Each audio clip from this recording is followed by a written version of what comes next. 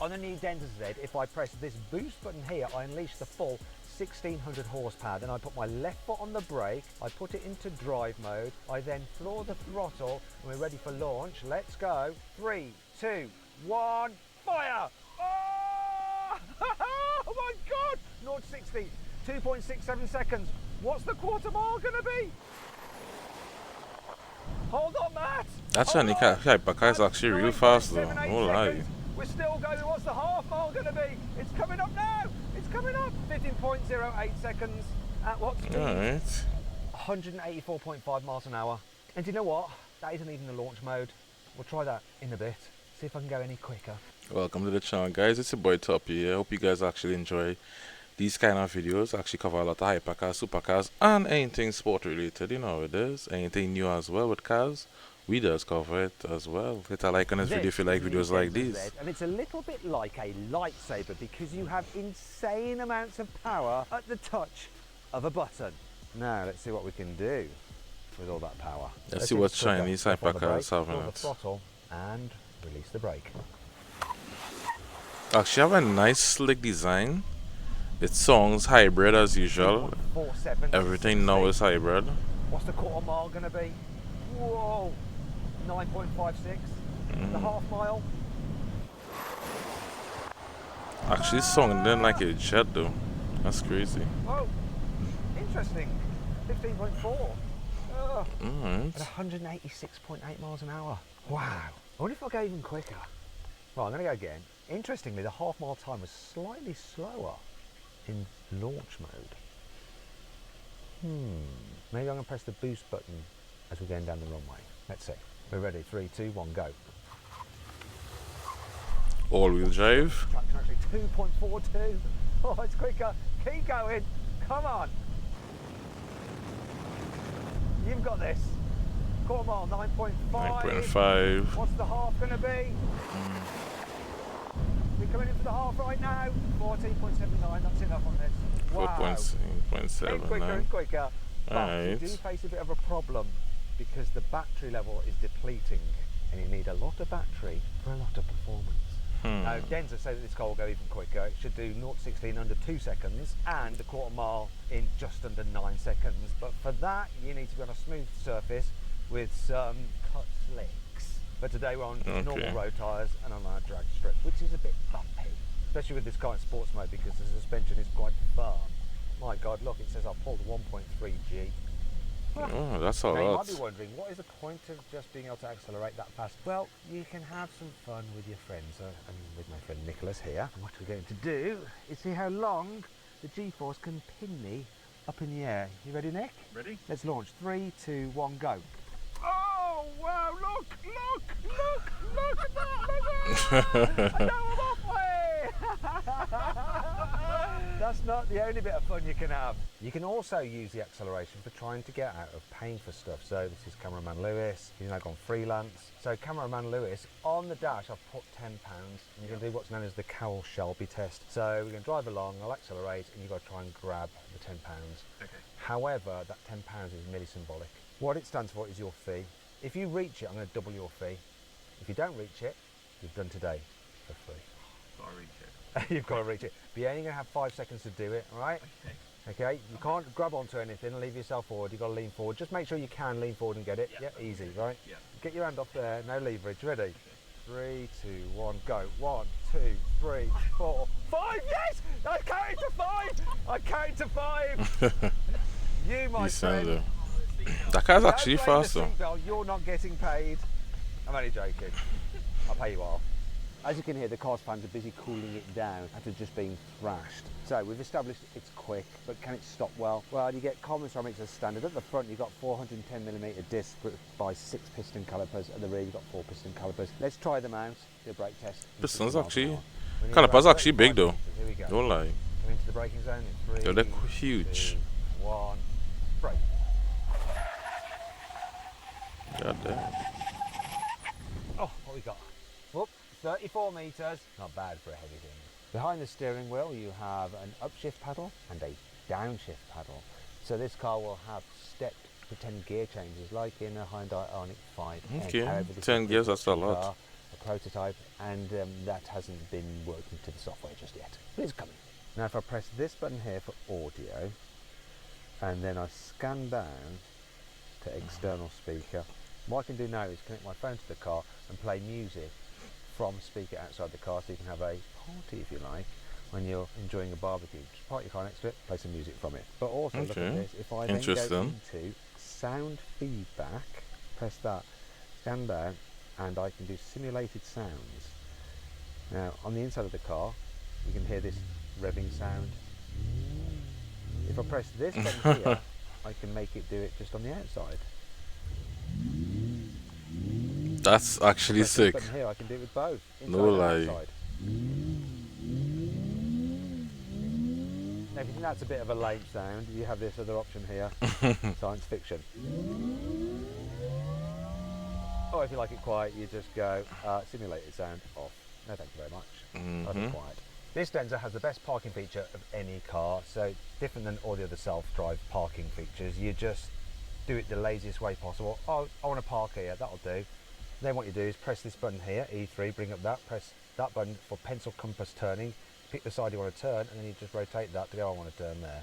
Get your car maybe a bit more in, like that. There we go. Hit start, and then just release the brake. Watch this. Years and years ago, that's crazy. I dreamt of this. That's coming crazy. On a car. And Dens have now gone and done it. Look. Oh, is that for parallel parking? It can actually look real good from the side as well. No Press lie. that button like that. Rotate yourself out. And off we go again.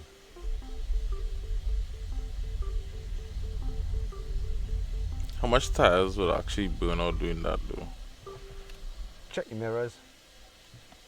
Reverse up. And drive away. Probably not great for your tyres. Yep, exactly. It's absolutely brilliant. However, first time I did it wrong. This is what happened. Then when you want to get out, you just hit the button on there again, and then just rotate it that way. Hit start. Oh shucks. And then we can get out. Oh shucks.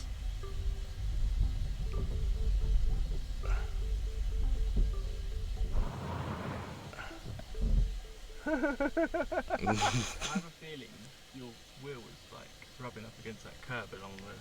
There's a wall. Oh, oh, I have. Look at the mess. I didn't realise, because I couldn't see it, there's a curb. I didn't get it terribly, but it's just taken the edge off it because it just grounded it. Caught it on here. Yeah, I didn't see that. I'm so sorry. I actually spoke to the guys at Denza and suggested that maybe they should put some kind of safeguards in there, that it either uses the parking sensors to tell that you're next to a curb. I didn't see a curb there, you see. Have a warning come up, or yeah, that actually would be good though. Stop the car actually going into a curb. Quite unusual. Unlike other manufacturers, they're like looking into it straight away. This is a pre-production car, and they'll probably do an update to make sure that there's safeguards in place so that people don't make the mistake that I did. That is unusual for an OEM. Very unusual, very responsive. However, not everything about this car is great. For instance, it's 4.8 metres long, yet the boot is surprisingly small. It's got a capacity of just 250 litres. Definitely small. Fit in there. Still, what do you really want to pack in there? Right, maybe. Yeah, not Maybe, bad. yes. Can we shut it? Put it shut? Will I be able to get out? Help. Well, actually, a lot of space. It's alright, it's alright. Don't worry. The rear seats fold down. And I'm assuming anyway, right, electric car, it's going to have a front boot surely. So there is a bit more space. I'll just open the bonnet. Here we go. Look. Perfect. Oh, wait a minute. No. Damn. You can get the Denza Z in 3 different flavours. There's the coupe, there's the convertible, and then this coupe racing version with a massive wing on it. Now the guy who's in charge of Denza's design also used to be in charge of Alfa Romeo's design, Lamborghinis and Audis. So he knows how to design a good looking car. And from the rear, it is pretty smart. These rear lights ever so slightly remind me of a Bentley, but just more futuristic. Got loads of carbon fibre here and this rear diffuser, which helps work with this massive wing to give you some real Diffusers downforce. does Moving always to look the good. side, look, we've got some actual like air vents that are real here and here as well. More real vents. Wheel sizes on this particular car being the racing 21 inches, standard 20s. And usually for a new car, I like the handle, so it's got a sensor in it. You just slide your hand in there and it automatically opens. There is actually a catch in there as well, so as a fail-safe, you can open it normally.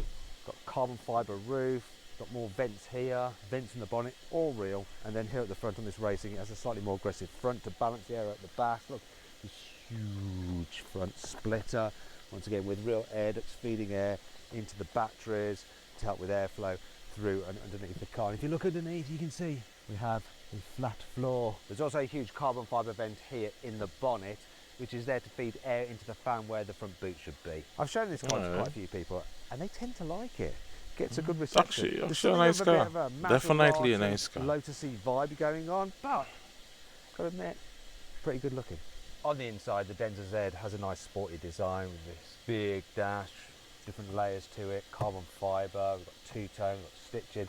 The materials feel nice. It's not leather, it's fake leather, but it's still quite nice to feel. And then you've got Alcantara here, and on the seats. The seats are very nice actually, and look, they have speakers in the headrests. Also the steering wheel, it's a good size. We've got instant access buttons on there as well. It's not too confusing, and what looks like metal is metal, right? The window switches and everything. It's got a nice posh feel to it. In fact, everything feels really solid. Also, I like this. The cup holder.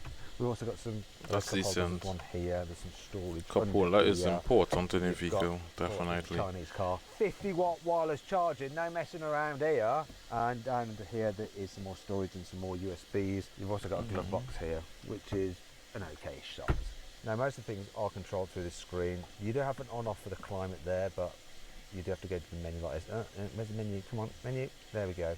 Which is a bit of a faff when you're driving. Obviously you'll have voice commands and stuff like that, but I prefer to use buttons. But look at that. The infotainment screen itself is pretty zippy, as you'd expect from a Chinese brand. They're always good at this kind of stuff. And the digital driver's display is nice and easy to see, and it does change the view depending on what driving mode you're in. And the one thing that I don't like is this though. Having a wasp in the car. It actually the wasp matches the interior. Hello waspy. Oops. I've angered it. That was stupid. That's what I don't like, not the wasp in the car, it's the indicator noise. What is that all about? I don't know if there's a menu to change that sound. There probably is somewhere, but if there isn't, they need to go for a tick-tock, tick-tock, tick-tock. I know it's supposed to be high-tech, but there are some things that should never change. When I first saw this car, I thought it was a two-seater, but actually it's got two seats in the back as well. And we're going to try out for size. So this is Chi Chi. She's one of the engineers for Denza. Now, you've never sat in the back of the car before, have you? No, it's really quite cozy. My headroom's a bit limited for me, but it's doable. You're okay even with your hat on. This is the test though. I've got these seats in my driving position. Are you ready for this? Hopefully your legs won't get crushed, but let's find out. Oh, hello. Wait a minute. That's okay, isn't it? Well, I think this seat's a little bit further forward, but let's try. This is my driving position. Nick, jump in. Let's see if we can live with Nick being comfortable. Nick's over 6 foot. Yeah, I could drive like this. How would you like to be sitting though? Oh, well. Oh no. You ready? Yeah, go on. That's not as good, Nick. That's great for me. But I can live with it just about. Okay. All right, I'll tell you what else. We've got ISOFIX anchor points back here as well. We've got some cup holders down here. And I would show you that I could fold down these rear seats as well, but we're kind of penned in here now. Here's a cutaway of it. It's not all good though, because getting out isn't the easiest. Maybe Chi Chi, you can do it with a bit more style. Go on, let's see if you can get out. We'll put you under pressure now. I feel like an idiot. I think it might be because I'm old and a little bit not very supple. There is a real problem with this car, and it's the battery capacity, which is a very average 76 kilowatt hours. It means the range is only 250 miles. Also, because it's so powerful, if you go full power, it will empty its entire battery in just 6 minutes. Still, whoa, it really is quick to charge. It can charge, get this, 1,500 kilowatts. If you can find one of BYD's new flash chargers, it can add 150 miles of range in just 5 minutes. Damn. And that brings us on to the price. So the normal coupe version of the Denza Z starts at £143,000. If you want the convertible, it's £159,000. But this racing version, £173,000. So for that money, I have Definitely found, of course, I have a expensive. 919 GT3 with 8,000 miles on the clock on CarWow. Which would you have? And there is, of course, a risk of buying a used car, obviously not through CarWow. But anyway, if you're thinking about buying a used car, always do a history check on that car. Definitely I suggest you do expensive car car vertical though. because they give very HYPERCAR detailed for your reports. money. For instance, here's an example of a car vertical history check on a Porsche 911 GT3, which has a dodgy past. Like you can see, it's been involved in an accident. Now you probably wouldn't want to buy that car, would you? And you might not know about it if you didn't do the car vertical history check. So if you're thinking about buying a used car, then Unless head to you're Car Matt Vertical. Armstrong. I'll find the link in the description You of would, this video. definitely. Use the code CarWow for 20% off. Now, Let's go. let's drive this car. This car has a range of different driving modes. So there's eco, no, snow, no. There's custom where you can figure it out for yourself. There's normal and then sport. Those are the main ones. I'm going to start off with normal. See how it feels. So the suspension. How long would it last in eco mode though? It's compliant enough. Could do with a bit more rebound damping. Just a bit like beep, beep, beep, a little bit. Well, that's interesting. I thought the steering would be terrible, but it's actually pretty responsive and there's a decent feel to it for electric power steering. And normal, it doesn't feel mad fast, so the modes actually alter the amount of power you get as well as the throttle map. The handling's pretty good. When I accelerate out of the corners, there's like a delay, like there's turbo lag, and then it goes. It's like the stability control, traction control is just too intrusive at first. It's not letting me play with the power. That's a shame. Let's go into sport mode and see if it gets a bit better. So that should sharpen the throttle, give me more power. But it's still doing that thing where it's not delivering. Oh, there we go. Yeah, definitely got more power. But you can't seem to feed it in. It decides when it's going to give it you. I want to have it now, but it's not letting me. It may Now be it's holding not. back for you not to Definitely spin slower, out. But it's not uncomfortable. But Once if you it's get into all-wheel the drive, it should not really have the no steering problem feels though. better now. It's actually pretty good. The Yeah. braking for an electric car is really nice. I feel like I can control the amount of braking force quite easily, so you can bleed it off as you're going into a corner, so you can trail brake. This is better than I thought it would be. Apart from that delay on the throttle, I want it to allow a little bit of slip in sports mode, so I can feel the power deploying into the ground. Now this is a pre-production car. Hopefully they're going to watch this and they're going to maybe change that. But so far, I am quite impressed by this. It doesn't feel like it wants to rotate too much, like it's not like super playful, but it's not dull either. It'll be real sharp when taking those corners. Right. I'm Actually convinced pretty awesome though. already. Out of all the Chinese cars I've driven so far, this is the sportiest and most fun. Well, look, I take it It back. looks real You nice get a on the bump, road. It will start to rotate. Oh no, it's not. They need to work on that. That's a shame. Bleed it off. That's better. They need to work on the stability control to make it a bit more playful. However, there are some other modes which I haven't accessed, and I need to stop the car and put it into race. Go into park, press this button. Hear that noise? Brings up a menu on the screen. Now, I can't show you the menu because it's all in Chinese. They don't want me to show it to you. You have your drag race setting, and then there's one here called racetrack. And you have different settings on your ability. And this Okay. is novice. Let's see if this feels better. Oh no, there's still a delay. It's prone to understeer there. Right, let's go to this other one, which supposedly is like mid-level. Still the delay on the throttle. Let's go expert. I think things are turned off here. Am I going to regret this?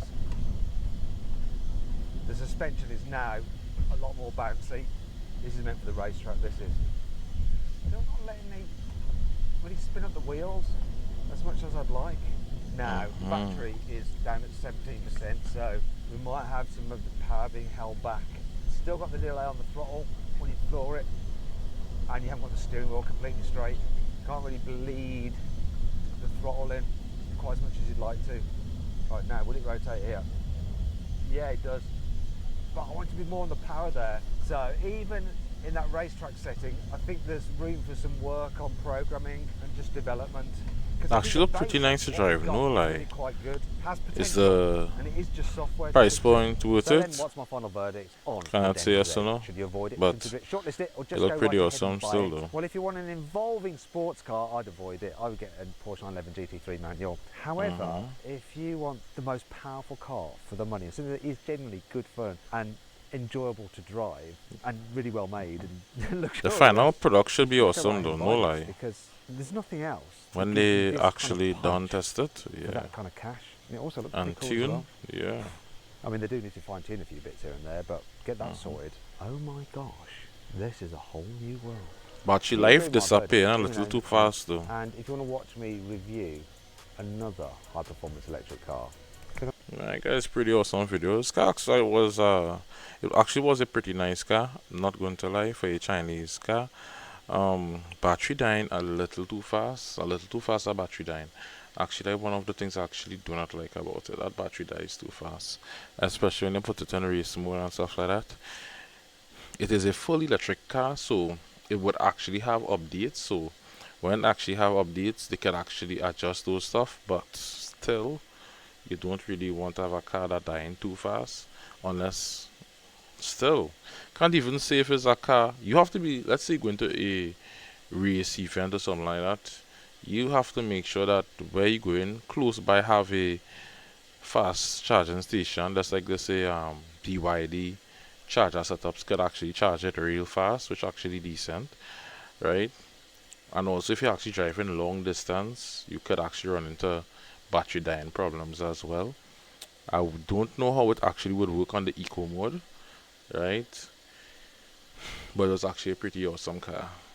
Alright guys, if you guys enjoyed this video, hit a like on this video, comment down below, let me know what you guys actually think about this video as well. Check out my other videos on my channel as well, and check out this video that pops up on your screen at this moment.